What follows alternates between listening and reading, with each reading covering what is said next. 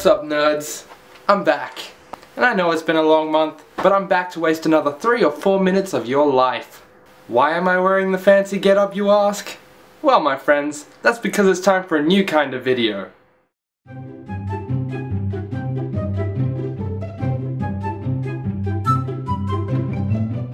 Today's story is about that one time I got wrecked in England. Now, if you're unfamiliar with the term wrecked, it basically means I got stupidly drunk. Now, I don't mind the odd drink. In fact, the odd drink doesn't mind me either.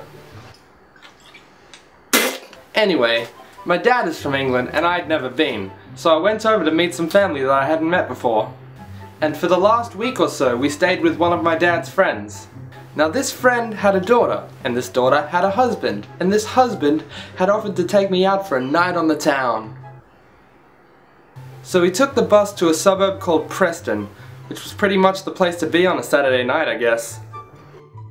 The bus took a little while, and it looked like we went on a couple of highways, but eventually we arrived, and it was time to venture into the scandalous nightlife of Preston. We spent a little bit of time visiting different places. Some closed, some not so clothed. I swear I only went there to read the articles. And after a little while we got to a place called Fisher's, I believe. And at this point I'm pretty buzzing. My acquaintance kept suggesting these different kinds of drinks. So I'd buy them, drink them, and then dance. Buy more, drink more, and then dance. And now here's the funny part. This is the part of the story where my memory pretty much goes completely blank. Next thing I know, I've woken up in a toilet stall in the bathroom feeling like I've been punched in the gut by a Ferrari. And at first I didn't really think of it as much of a big deal. I just thought I'll give myself a couple seconds to rest and then get back out there and keep dancing. But then I realized I couldn't hear any music. And I thought, shit.